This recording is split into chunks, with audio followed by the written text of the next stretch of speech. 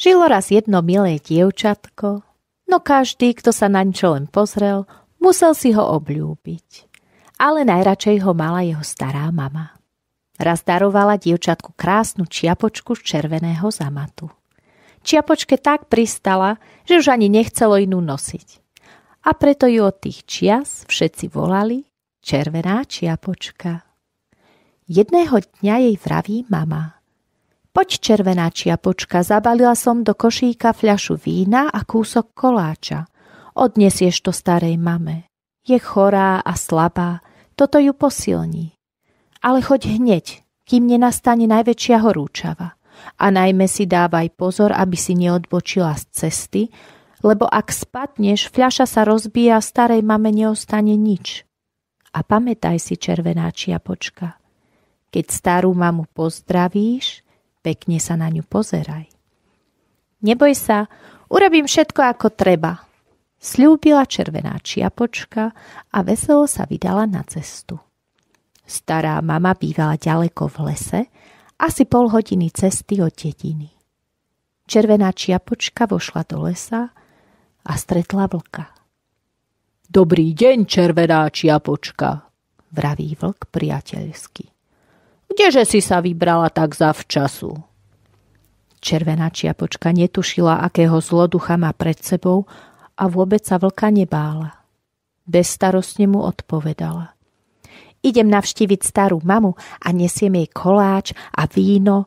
Je chorá a to ju posilní. A kdeže býva tvoja stará mama? Vyzvedal sa vlk. Odtiaľ to je to ešte dobrá štvrťhodinka cesty, odvetila červená čiapočka úprimne. Jej domček stojí pred 3 vysokými dubmi uprostred lesa. Tak, vraví vlk prívetivo, ale v duchu húta. Z tohto mláďatka by bola dobrá pochúťka, určite lepšia ako z tej stareny. A ako to zaonačiť, aby som ich mohol zjesť obidve?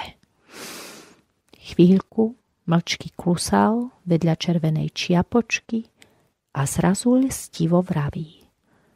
Červená čiapočka, len sa pozri, koľko tu rastie pekných kvietkov. No, len sa poobzeraj.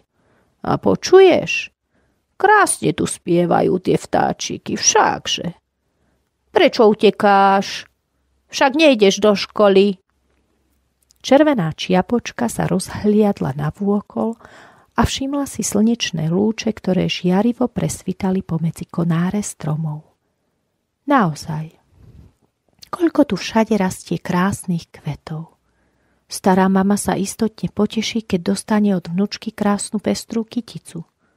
Na cestu času dosť. Odbočila z cesty, trhala kvety a pritom sa zatúlala hlbšie a hlbšie do lesa. Zatiaľ vlk utekal k domčeku starej mamy. Zaklopal na dvere a zmeneným hlasom zvolal.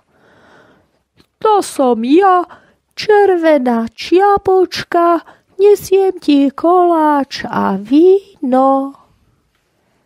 Len stlač kľúčku, nie je zamknuté, odpovedala stará mama.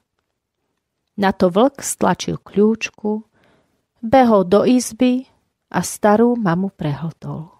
Potom si obliekol jej šaty, nasadil si na hlavu jej čepiec a ľahol si do jej postele.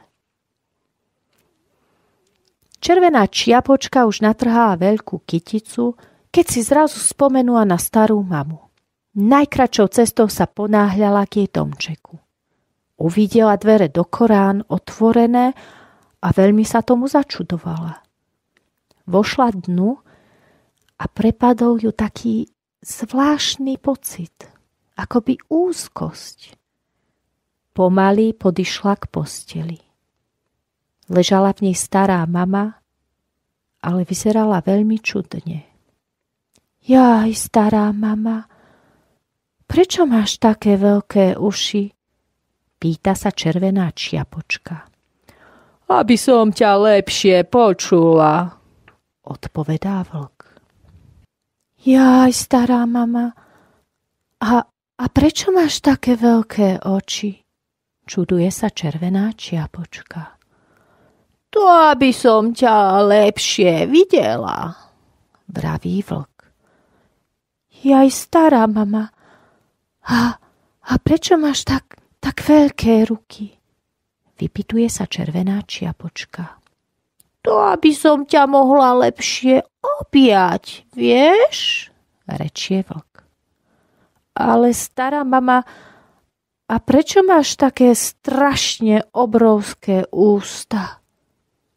Aby som ťa mohla lepšie prehltnúť.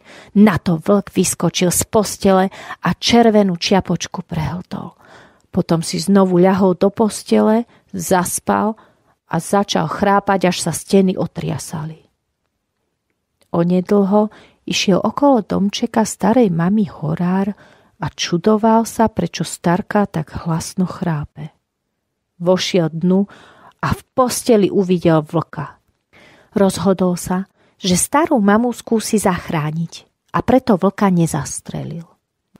Namiesto toho mu nožnicami rozstrihal brucho a len čo niekoľko razy zastrihol, vyskočila odtiaľ červená čiapočka.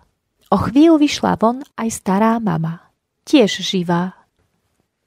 Všetci traja potom naplnili vlkovi brucho ťažkými kameňmi a znovu mu ho zašili. Vlk sa prebudil, chcel vyskočiť z postele a zdúbkať, ale hneď padol na zem a bolo po ňom. Len teraz sa stará mama, červená čiapočka a horár tešili. Stará mama zjedla koláč, vypila si vínka a hneď jej bolo lepšie. A červená čiapočka si zaumienila, že už nikdy, ale nikdy neodbočí z cesty, keď jej to mamička zakáže.